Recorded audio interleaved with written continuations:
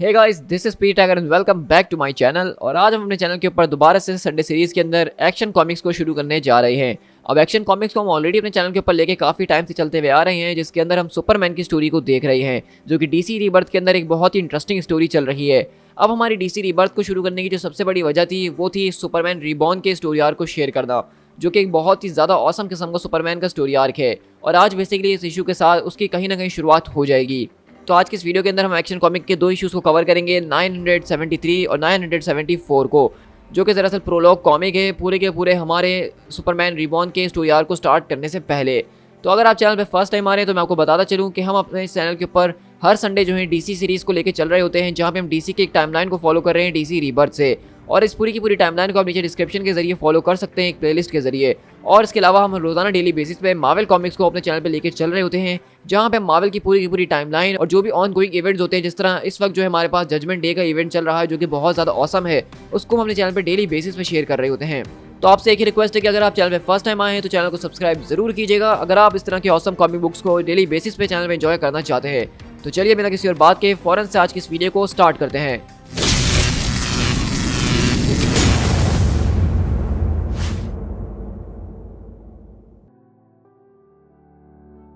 कहानी की स्टार्ट हमारे पास मेट्रोपोलिस के अंदर से होती है और साथ साथ हैमिल्टन कंट्री से, जहाँ पे हमारी जो आज की स्टोरी होने वाली है वो उस वाले क्लार्क कैंट के ऊपर ज़्यादा फोकस करेगी, जो कि न जाने कहाँ से आ गया और बिल्कुल सुपरमैन के जैसा दिखता है लेकिन है नहीं।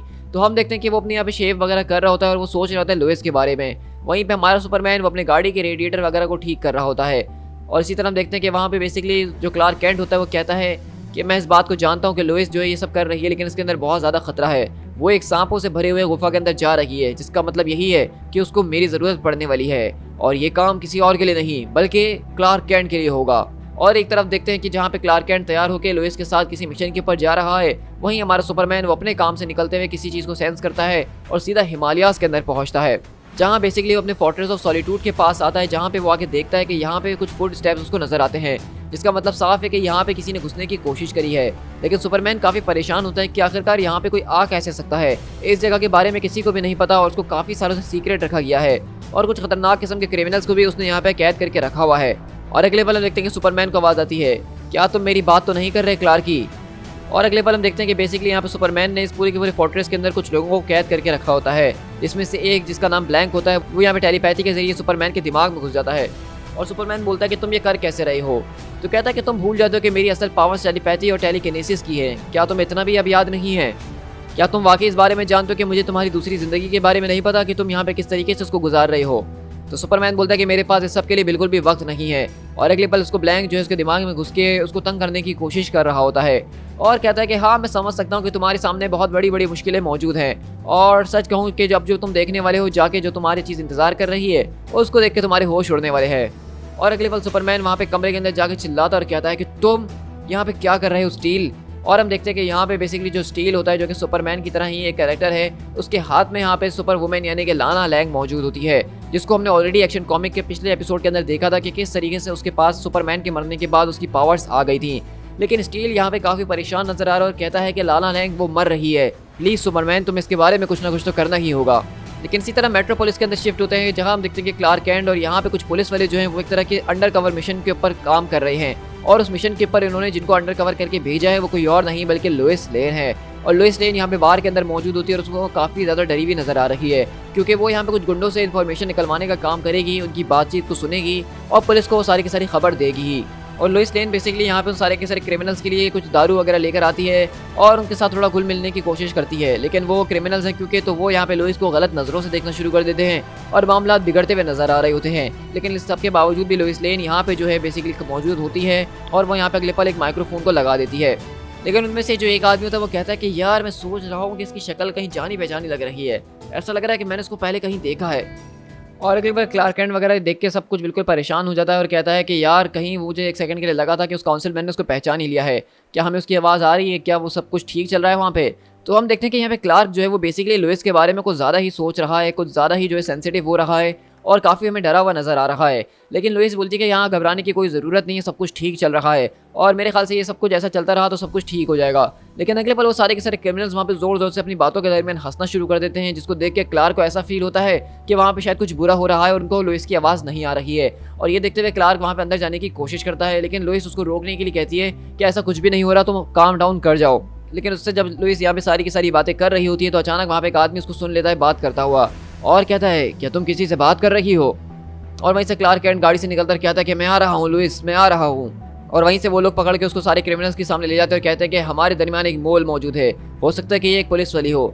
लेकिन वो कहता है कि मैंने तुमसे कहा था ना कि मुझे जानी पहचानी लग रही है। और अगले पल उसकी विग वगैरह को उतारते तो पता चलता है कि वो कोई और नहीं बल्कि लुइस लेन है और वो अब तक इतने क्राइम सीन्स के अंदर आ चुकी है कि कोई भी उसको आसानी से पहचान सकता है। लेकिन लुइस यहाँ पे भी जो है बिल्कुल डरी नहीं होती है और वो यहाँ ज़बरदस्त तरीके से उन सारे के सारे गुंडों को धूल चटा रही होती है। लेकिन क्योंकि ये पूरा का पूरा बार ही उनका है, यहाँ पे हर शख्स उनके लिए काम करता है, तो सारे तरफ से हर कोई जो उठ के खड़ा हो जाता है अपनी गन्स निकालने के लिए। लेकिन उल्टा जब क्लार्क यहाँ पे भागता हुआ आ रहा होता है तो उसके नीचे एक बियर बॉटल आती है जिसके ऊपर वो पैर रख के फिसलता है और सीधा उन गुंडों के दाग के अंदर गिर जाता है। लेकिन इतनी देर में हम देखते हैं कि वो जो कॉप होती है वो यहाँ पे आ जाती है और कहती है कि बस अब बहुत हो चुका है, बैकअप अपनी रास्ते पे आ रहा है। और अगर तुम नहीं जानते तो मैं बता दी चलूँ कि पिछले 3 सालों से लगातार जो हूँ मैं डिपार्टमेंट के टारगेट एक्यूरेसी को जीत रही हूँ, तो इसलिए मुझे टेस्ट करने के बारे में सोचना भी नहीं। तो क्लार्क बोलता है कि तुम बिल्कुल सही वक्त पर आई हो मैगी। तो लुइस बोलती है कि आखिरकार तुम इसको यहाँ पे क्यों लेकर आए हो। तो क्लार्क बोलता है कि मुझे इस बारे में डर था कि यहाँ पे कुछ बुरा हो सकता है लुइस, और मुझे नहीं लग रहा था कि तुम्हें यहाँ पे इस तरह इस पूरे मिशन पे अकेले आना चाहिए। लेकिन इसी तरह फोर्ट्रेस के अंदर शिफ्ट होते हैं जहाँ पे सुपरमैन बोलता है तुम्हें देख के दोबारा अच्छा लगा जॉन, लेकिन आखिरकार ये सब चल क्या रहा है। तो स्टील बोलता है कि मुझे इस बारे में कुछ नहीं पता कि क्या हो रहा है और क्या नहीं हो रहा, लेकिन जब से उसके पास वो सारी की सारी पावर्स आई हैं वो उसको ठीक तरीके से कॉप अप नहीं कर पा रही थी और आज अचानक वो जो है बेहोश हो गई और सिंपली, और मुझे कुछ ना पता चल सका कि क्या हो रहा है। तो सुपरमैन बोलता है कि ये बताओ कि तुम्हें इस जगह के बारे में कैसे पता चला, क्योंकि इसके बारे में तो कोई नहीं जानता, लिटरली नो वन। तो स्टील बोलता है कि देखो लाना ने मुझे इस तरफ आने के लिए पॉइंट करा और ये काफ़ी ज़्यादा वियर्ड है कि उसको इस जगह के बारे में कैसे पता चला। और हम देखते हैं कि बेसिकली यहाँ पे स्टील से जो है लाना वो यही कह रही होती है कि क्लार्क को तलाश करो, हिमालयाज़ की तरफ हमें जाना होगा। तो सुपरमैन बोलता है तो इसका मतलब ये है कि वो किसी न किसी तरीके से जानती थी कि मुझे तलाश कैसे करना है। कैलेक्स क्या तुम्हें यहाँ पे कुछ पता चला है। तो सुपरमैन का जो आर्टिफिशियल इंटेलिजेंस यहाँ पे होता है वो कहता है मुझे ऐसा लगा था कि मुझे प्रोग्राम किया गया है हर एक तरह की बीमारी को डायग्नोस करने के लिए, लेकिन मुझे ये बात कन्फेस ज़रूर करूँगा कि मिस लैंग की जो कोई भी बीमारी चल रही है वो इस वक्त मेरी समझ से भी बाहर है। मैं बस आपको इतना बता सकता हूँ कि ये जो भी चीज़ है उनको कमज़ोर पे कमज़ोर करते जा रही है। तो सुपरमैन बोलता है कि मैंने इससे पहले कभी भी सेलुलर डिजेनरेशन को इतनी ज़्यादा तेज़ी से बढ़ते हुए नहीं देखा, आखिरकार हम उसको ट्रीट कैसे कर सकते हैं। तो स्टील बोलता है कि मैं इस बारे में नहीं जानता एग्जैक्टली, क्योंकि मैं कोई डॉक्टर नहीं हूँ, लेकिन अगर ये बात की जाए तो इन सारी की सारी शक्तियों के अंदर तुम ही सबसे ज़्यादा एक्सपर्ट हो और तुम ही इसका कोई हल निकाल सकते हो। तुम्हें कुछ ना कुछ करना ही होगा या फिर किसी ऐसी जगह में जाना होगा जहाँ पे इसका कोई हल निकल सके। तो अगले पल सुपरमैन बोलता है ऑफ कोर्स मेरे पास एक आइडिया है, चलो हमें वहाँ पे जाना होगा और तुम जितनी जल्दी हो सके मेरे पीछे आने की कोशिश करना। तो स्टील बोलता है कि मैं तुम्हारे जितना तेज़ तो नहीं हूँ, लेकिन मैं तुम्हारे पीछे आने की पूरी कोशिश करूँगा। और अगले पल हम देखते हैं कि सुपरमैन, स्टील और लाना यहाँ से कहीं और के लिए निकल जाते हैं। लेकिन वही हम किसी और सीक्रेट फैसिलिटी के अंदर देखते हैं कि जहाँ पे कुछ लोग जो है वो बेसिकली सुपरमैन के ऊपर नजर रखे हुए हैं और वो बताते हैं कि यहाँ पे 2 लोग बहुत ज़्यादा तेज़ी से निकले हैं जिनको पिन पॉइंट करना काफ़ी मुश्किल है, क्योंकि एक तो बहुत ज़्यादा तेज़ है, लेकिन दूसरे वाले को पिन पॉइंट करके हम इस लोकेशन का पता लगा सकते हैं कि वो लोग कहाँ से निकले हैं।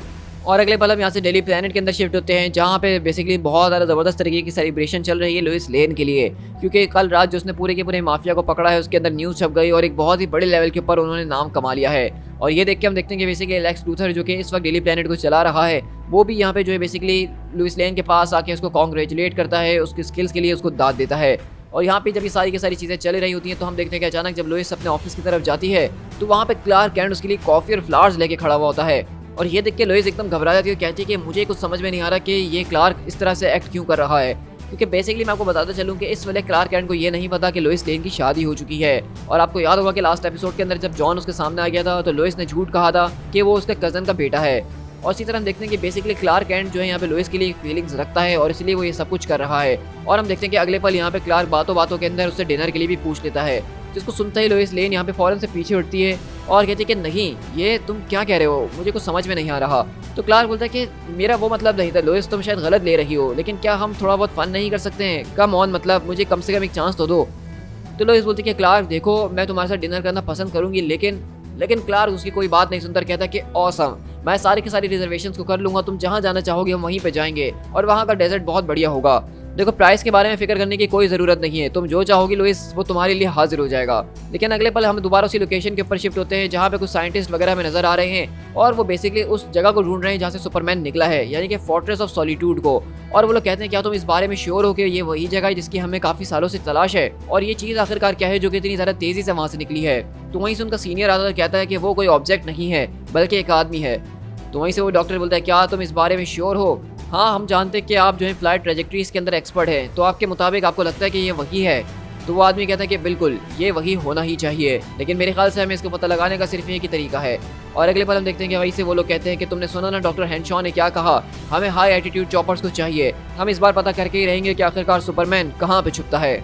और अगले पल हम देखते हैं कि सुपरमैन बेसिकली सुपर वुमेन को यानी कि लाना लैंग को लेके यहाँ पे आ रहा होता है दूसरे फोर्ट्रेस ऑफ सॉलिट्यूड की तरफ। यानी कि ये उस वाले सुपरमैन का फोर्ट्रेस ऑफ सॉलिट्यूड है जो कि न्यू 52 वाले सुपरमैन का था, जो कि अब मर चुका है और उसकी जगह हमारे ये पुराने वाले सुपरमैन ने ले ली है। और हम देखते हैं कि यहाँ पे वो बताने की कोशिश करता है कि किस तरीके से जो उसको पावर्स मिली है वो पुराने वाले सुपरमैन के डेटोनेशन की वजह से ही मिली थी, और उसके साथ साथ सिर्फ इसको नहीं बल्कि लुइस लेन को भी मिली थी, और वो अपनी पावर्स को संभाल ना सकी और वो जान से चले गई। और अब हम सेम यहाँ पे जो है ये लाना लेन के साथ देख रहे हैं और हम उसको खो नहीं सकते हैं। लेकिन अगले पल हम देखते हैं कि यहाँ पे सुपरमैन को कुछ भी समझ में नहीं आ रहा होता, वो जो कुछ भी करने की कोशिश कर रहा होता है उसको कोई जवाब नहीं मिल रहा है। लेकिन अगले पल हम देखते हैं कि सुपरमैन का जो वहाँ पे आर्टिफिशियल इंटेलिजेंस होता है वो बताता है कि उसका वाला जो फोर्ट्रेस ऑफ सॉलिट्यूड है उसकी तरफ कुछ लोग जा रहे हैं। तो वहीं से स्टील बोलता है कि लगता है कि तुम्हारे घर के ऊपर कोई इन्वेडर्स आए हैं, तुम्हें जाना होगा। तो सुपरमैन बोलता है कि नहीं, वहाँ के सिक्योरिटी मेजर्स उसकी जगह के ऊपर लगे हुए हैं, मेरी इस वक्त सबसे पहली प्रायोरिटी वो लाना होने वाली है। और अगले बार हम देखते हैं कि यहाँ पे लोइस लेन जो है वो बेसिकली इस वाले क्लार्क कैंट के बारे में काफ़ी कुछ सोच रही होती है, उसके बारे में जानने की कोशिश कर रही होती है कि अचानक ये क्लार्क कैंट आया कहाँ से है, इसके पीछे की हिस्ट्री क्या है और ये इतना ज़्यादा वियर्ड बिहेव क्यों कर रहा है इसके साथ। और साथ साथ वो यहाँ पे बेसिकली उस पूरी की पूरी डेट के लिए आप कह सकते हैं कि तैयार हो रही है जो कि क्लार्क कैंट ने उसको डिनर के लिए ऑफर करी है। लेकिन अगले पल उसके दरवाजे पे घंटी बजती है और हम देखते हैं कि वहाँ पे क्लार्क बेसिकली फुल दूल्हा मियाँ बन के आए होते हैं। और ये देख के वो कहती है कि क्लार्क तुम आखिरकार ऊपर क्यों चले आए, तुम मुझे कॉल करते तो मैं नीचे आ जाती। तो क्लार्क बोलता है कि नहीं, बाहर काफ़ी तेज़ बारिश हो रही है लोइस, और मैंने डिसाइड करा कि मैं खुद तुम्हारे पास आके तुम्हें पिक कर लेता हूँ, ये ज़्यादा बेहतर रहेगा। तो बताओ कि तुम चलने के लिए तैयार हो? तो लोइस बोलती है कि हाँ, बस मुझे अपने कोट को लेना होगा। और अगले बार हम देखते हैं कि क्लार्क बेसिकली उसको के नीचे फ्लैट से उतरता है और वहाँ पे उसके लिए एक बहुत ही बड़ा सरप्राइज होता है, जहाँ हम देखते हैं कि बेसिकली क्लार्क कैंट ने एक पूरी की पूरी लेमोजीन बुक करवाई है यहाँ पे इस डेट के ऊपर जाने के लिए, जिसको देख के हम देखते हैं कि यहाँ पे लुइस लेन काफ़ी ज़्यादा परेशान हमें नज़र आ रही है, क्योंकि आप जानते हैं कि वो यहाँ पे उसकी सिर्फ दोस्ती और उसके दिल रखने के लिए सब कर रही है, लेकिन अब कुछ ज़्यादा ही होते जा रहा है। और अगले पल हम देखते हैं कि क्लार्क और वो बैठते हैं और अपने डिनर डेस्टिनेशन की तरफ जाते हैं। और वहीं से आर्टिक के अंदर शिफ्ट हो तो यहाँ पे सुपरमैन अभी भी सब कुछ पता करने की कोशिश कर रहा है कि इसको कैसे ठीक किया जा सकता है और कैसे नहीं, लेकिन उसके सारे के सारे कंप्यूटर्स यही बोल रहे होते हैं कि हमें कुछ नहीं पता चल पा रहा अनफॉर्चुनेटली। इनफैक्ट उसकी कंडीशन पहले से कहीं ज़्यादा ख़राब होते जा रही है। तो मिस्टर स्टील बोलता है कि क्या तुम उसकी कोई मदद नहीं कर सकते हो, क्या यहाँ पे कोई नहीं जो कि उसकी मदद कर सके? तो सुपरमैन बोलता है कि तुम आखिरकार किसकी बात कर रहे हो, हम यहाँ पे किसी नॉर्मल हॉस्पिटल के अंदर जाके उसका इलाज तो करवा नहीं सकते हैं। तो सुपरमैन इसका क्या मतलब है, क्या हम यहाँ पे खड़े होकर सिर्फ उसका मरने का इंतजार करेंगे? तो वहीं से कैलेक्स बोलता है कि देखें, अभी तक मुझे इसकी पावर की जो नेचर है वो सही तरीके से समझ में नहीं आई है, लेकिन ऐसा लगता है कि इसकी सारी की सारी पावर वो क्रिप्टोनियन है ओरिजिन के अंदर। तो सुपरमैन अगले पल बोलता है कि ऑफ कोर्स मेरे पास एक और आइडिया है। और अगले पल सुपरमैन यहाँ पे उड़ता हुआ जाता है और कहता है कि ये वैसे एक बहुत दूर की सोच है, लेकिन अगर ये काम कर गया तो बहुत बढ़िया होगा। तो स्टील बोलता है कि ज़रा रुको, आखिरकार वो सोच क्या रहा है? तो कैलेक्स बोलता है कि आई बिलीव वो अपनी शायद किसी पर्सनल हिस्ट्री को जो है रेफर कर रहा है, और अगर वो बिल्कुल वही सोच रहा है जो कि मैं सोच रहा हूँ तो शायद ये ट्राई करना वर्थ इट होगा ही। तो अगले पर स्टील आता कहता है कि आखिरकार ये क्या चीज़ है? तो सुपरमैन बोलता है कि इसको कहते हैं क्रिप्टोनियन बैटल आर्मर, और जो कोई भी इसको पहनता है इस आर्मर के अंदर ऐसी ज़बरदस्त तरीके की पावर्स मौजूद हैं जो कि उसके खतरनाक से खतरनाक घावों को जो है वो रिकवर करना शुरू कर देती है। मुझे ये नहीं पता कि ये लाना के साथ किस तरह से परफॉर्म करेगा और किस तरीके से नहीं, लेकिन हम इसको ट्राई तो कर सकते हैं।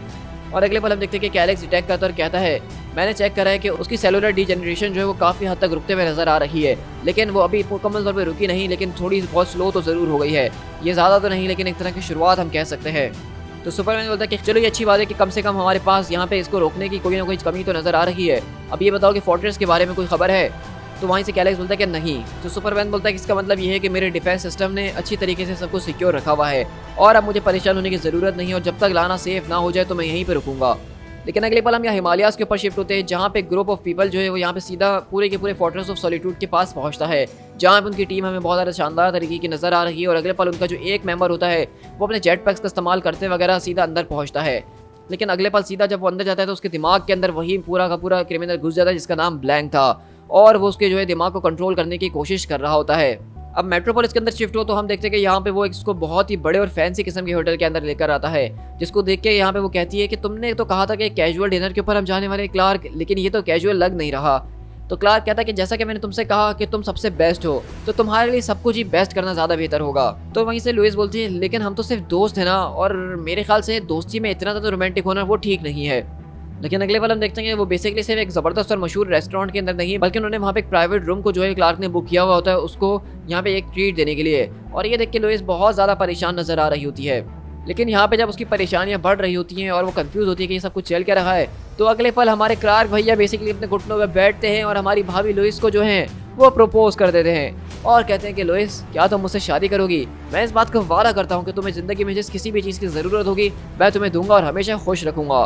लेकिन कहानी हमारी दोबारा हिमालयाज़ के ऊपर शिफ्ट होती है, जहाँ हम देखते हैं कि वो आदमी जो होता है वो बेसिकली ब्लैंक के पूरे दिमाग के वश में आ चुका है।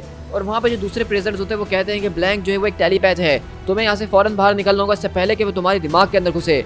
और सब चिल्लाते कि भागो यहाँ से, लेकिन ब्लैंक बोलता है कि नहीं, अब बहुत देर हो चुकी है, अब तुम इस दरवाजे को खोलोगे मेरे लिए। और अगले पल जो उसके साथी बाहर खड़े हुए होते हैं उनको कोई सिग्नल नहीं मिल रहा होता और उनको नहीं पता चल पा रहा कि अंदर चल रहा है तो क्या चल रहा है। लेकिन वहीं से उनको वीडियो के ऊपर एक शक्ल नजर आती है जो कि ब्लैंक की होती है और वो लोग कहते हैं कि हमें उसके हेलमेट के कैमरे से शक्ल नजर आई है और ऐसा देख के लग रहा है कि हम उसको पहले कहीं देख चुके हैं। और वहीं से वो जो डॉक्टर होते हैं वो उस चेहरे को देखते हुए कहते हैं कि इसने तकरीबन बहुत ज़्यादा लोगों को जान से मार दिया था न्यू मैक्सिको के अंदर और उसके बाद से ये गायब हो गया था। लेकिन वहीं से आवाज़ आती है कि हाँ तुम्हारी इन्फॉर्मेशन मुकम्मल तौर पर ठीक नहीं है क्योंकि मैं गायब नहीं हुआ था। और अगले बार वो डॉक्टर बोलते हैं कि कौन? और हम देखते हैं कि वहीं पे उस पूरी की पूरी गुफा के अंदर से यानी फोर्ट्रेस ऑफ सॉलिट्यूड के अंदर एक बहुत ही ज़बरदस्त और बड़े किस्म का धमाका होता है और सारे के सारे लोग यहाँ से भागना शुरू करते हैं। तो वहीं से वो लोग कहते हैं कि फौरन से चॉपर के अंदर बैठो, हमें निकलना होगा। तो डॉक्टर बोलते हैं कि नहीं, अगर ये जगह सुपरमैन को बिलोंग करती है तो हम यहाँ से भाग नहीं सकते हैं। तो वहीं से वो लोग कहते हैं कि हैंशो आप समझ नहीं रहे हैं इस बात को कि वहाँ पे जो कोई भी सीक्रेट थे वो सब उस पूरी की पूरी बर्फ़ के नीचे दफन चुके हैं, अब हमें यहाँ से फौरन बाहर निकलना ही होगा। और अगले पल हम देखते हैं कि यहाँ पे लुइस बेसिकली क्लार्क कैंट के उस पूरे के पूरे डिनर को छोड़ के सीधा यहाँ से बाहर निकलती है और क्लार्क बोलता है कि क्या हो गया लुइस, आखिरकार तुम जा क्यों रही हो? तो वो कहती है कि तुम एक रिपोर्टर हो तो इस बात को खुद ही फिगर आउट कर लो। मैंने तुमसे दोस्ती करनी चाहिए, मैं तुम्हारे दोस्त बनकर रहना चाहती थी, लेकिन हम जितना ज़्यादा डीपर जाते रहे उतना ज़्यादा मैसियर होता रहा और मैं ये सब बिल्कुल भी नहीं चाहती हूँ, मैं तुमसे कभी भी शादी नहीं करूँगी। तो क्लार्क बोलता है कि लेकिन मुझे लगा कि तुम्हें मेरी परवाह है, मुझे लगा कि हम दोनों एक साथ रह सकते हैं, हम एक साथ रह के ट्राई तो कर सकते हैं ना, तुम ऐसा क्यों कर रही हो? लेकिन वहीं से लुइस बोलती है कि गुड नाइट क्लार्क, टैक्सी ज़रा रुको। तो वहीं से क्लार्क बोलता है कि प्लीज़ लुइस वापसी लौट कर आ जाओ, मैं वादा करता हूँ कि मैं तुम्हारे साथ अच्छे से रहूँगा, आई प्रॉमिस कि मैं हमेशा तुम्हारे साथ अच्छे से रहूँगा। लेकिन हम देखते हैं कि लुइस यहाँ से चले जाती है और क्लार्क से ये बात बिल्कुल बर्दाश्त नहीं होती है और अगले पल वो अपनी गाड़ी में बैठते हुए बोलता है कि किसी ने उसको मुझसे चुरा लिया है और मैं उस शख्स को तलाश करके रहूँगा कि वो कौन है और वो क्या है, और वो जो कोई भी है मैं उसको उसकी ज़िंदगी से निकाल के रहूँगा। ड्राइवर उस टैक्सी को फॉलो करो कि वो कहाँ जा रही है। और अगले पल हम दोबारा फोर्ट्रेस ऑफ सॉलिट्यूड के अंदर ही शिफ्ट होते हैं, जहाँ पे स्टील पूछता है तो बताओ कि अब सब कुछ कैसा चल रहा है। तो कैलेक्स बोलता है कि मिस लैंग जो है वो स्टेबल हो चुकी है, आई बिलीव कि हमारे दरमियान जो बहुत बड़ी मुसीबत थी वो कहीं हमें ढलती हुई नजर आ रही है। तो स्टील बोलता है कि आखिरकार हमें उसको कब तक इस पूरे के पूरे आर्मर के अंदर रखना होगा। तो सुपरमैन बोलता है कि जब तक हमें उसको रखने की ज़रूरत है जॉन, हम उसको रखेंगे, इसके अलावा उसके पास और कोई बेहतर जगह नहीं है इस वक्त। खैर ये मेरा सिर्फ एक एक्सपीरियंस है। लेकिन वहीं से कैलेक्स बोलता है कि लगता है कि फोर्ट्रेस से कोई खबर आ रही है। नहीं, मुझे माफ़ कीजिएगा सर, ये सिर्फ एक फॉल्स अलार्म था और कुछ भी नहीं, सब कुछ बिल्कुल सिक्योर है। तो हम देख रहे हैं कि बेसिकली फोर्ट्रेस के ऊपर जो कुछ भी हुआ है सुपरमैन को उसके बारे में अभी तक नहीं पता चला और कहता है कि चलो उस फॉल्स अलार्म को मैं कल सुबह जाके चेक कर लूँगा, लेकिन इस वक्त मेरी फैमिली मेरा इंतजार कर रही होगी और मुझे घर जाना चाहिए। तो स्टील बोलता है ओके, तो क्या मैं यहाँ पे रुकूँ? तो सुपरमैन बोलता है ऑफ कोर्स, मुझे इस बात से काफ़ी खुशी होगी कि तुम यहाँ पे रुके रहोगे। तो वहीं से सुपरमैन बोलता है कि ऑफ कोर्स तुम्हें यहाँ पे रुकना चाहिए और मुझे इस बात की काफ़ी खुशी है कि इस वक्त मेरे सामने कोई और मुसीबत नहीं है। लेकिन वहीं से अगर हम उस फोर्ट्रेस के ऊपर शिफ्ट हो तो पूरा का पूरा फोर्ट्रेस ऑफ सॉलिट्यूड वो बेकार हो चुका है, वहाँ पे ब्लैंक जो है वो आज़ाद हो चुका है, वो खतरनाक तरीके से सब कुछ बर्बाद कर रहा है। लेकिन यहीं से हम दोबारा सुपरमैन के घर के अंदर शिफ्ट होते हैं, जहाँ पे सुपरमैन बेसिकली डिनर के ऊपर बैठा हुआ होता है अपनी फैमिली लुइस लेन और अपने बेटे जॉन के साथ, और उनके दरमियान नॉर्मली फैमिली की वाली बातें हो रही होती है, जहाँ पे जॉन अपने स्कूल के बारे में उनसे बातें करता है, अपने होमवर्क के बारे में बातें करता है और इस तरह नॉर्मल बातें चल रही होती है। लेकिन हम तभी देखते हैं कि जब वो यहाँ पे बैठ के खाना खा रहे होते हैं तो उनकी खिड़की के बाहर एक आदमी हमें नजर आता है और हम देखते हैं कि वहाँ पे दूर खड़ा वो आदमी कोई और नहीं बल्कि क्लार्क कैंट होता है और कहता है कि तुमने मुझसे अब तक सब कुछ जो भी बोला वो झूठ बोला। तुमने कहा था कि ये बेटा तुम्हारी कज़न का है, लेकिन ये बेटा सच में तुम्हारा है और तुम उसकी बीवी हो जो कि बिल्कुल मेरी तरह दिखता है। It's all coming back together, मुझे याद आ रहा है, मुझे सब कुछ याद आ रहा है। तुमने मेरी पूरी की पूरी ज़िंदगी बर्बाद कर दी, तुमने हर एक चीज़ को बर्बाद कर दिया है। वेल, अगर तुम फ़न को इतना ही ज़्यादा चाहते हो तो फिर मैं तुम्हें वही फ़न दूंगा जिसकी तुम्हें चाहत है। और अगले ही पल हम देखते हैं कि यहाँ पे बेसिकली जो क्लार्क कैंट है ये हमें कुछ ईविल रास्ते पे जाते हुए नजर आ रहा है और इसके पीछे की जो कोई भी मिस्ट्री है वो शायद अब बहुत जल्द सॉल्व होने वाली है। और इसी के बाद हमारी ये पूरी की पूरी स्टोरी अब कंटिन्यू की जाएगी सुपरमैन रीबॉर्न के स्टोरी आर्क के अंदर। सो गाइस यहाँ पे हमारे पास बेसिकली ये आज का एपिसोड खत्म होता है जो कि एक्शन कॉमिक का था और आप इसको समझ सकते हैं कि ये प्रोलॉग था हमारे सुपरमैन रीबॉर्न की स्टोरी आर्क के अंदर, जहाँ पे हम देख रहे हैं कि किस तरीके से लारा लैंग अपनी जिंदगी मौत से लड़ रही है। सुपरमैन जो है उसके पूरे के पूरे फोर्ट्रेस ऑफ सॉलिट्यूड को उड़ा दिया गया है और खतरनाक किस्म का विलन ब्लैंक वो आज़ाद हो चुका है। इसी के अलावा जो क्लार्क कैंट जिसकी सबसे बड़ी मिस्ट्री अब तक चलते हुए आ रही है पूरी की पूरी डीसी रीबर्थ के अंदर कि ये है कौन, ये आया कहाँ से और ये सुपरमैन की तरह क्यों दिखता है। लेकिन अब ऐसा लग रहा है कि क्लार्क कैंट ने जब इस सारी की सारी सच्चाई को जाना तो उसकी शायद याददाश्त वापसी आ गई है और वो शायद जान चुका है कि वो असल में कौन है। अब वो कौन है, वो क्या है और वो क्या कर सकता है, इसके बारे में तो हम सुपरमैन रीबॉर्न के अंदर ही सब कुछ जानेंगे। तो मेरी आप लोगों से यही रिक्वेस्ट है कि अगर आपको ये वीडियो पसंद आई है तो उसको लाइक जरूर कीजिएगा, कमेंट करके बताइएगा कि आपको ये स्टोरी आर्क कैसा लगा है। और अगर आप सुपरमैन रीबॉर्न की स्टोरी आर्क को हमारे चैनल पर एंजॉय करना चाहते हैं तो चैनल को सब्सक्राइब करना बिल्कुल भी मत भूलिएगा। So guys, this is P Tiger, मिलते हैं अपनी किसी और वीडियो के साथ। Till then, thank you so much.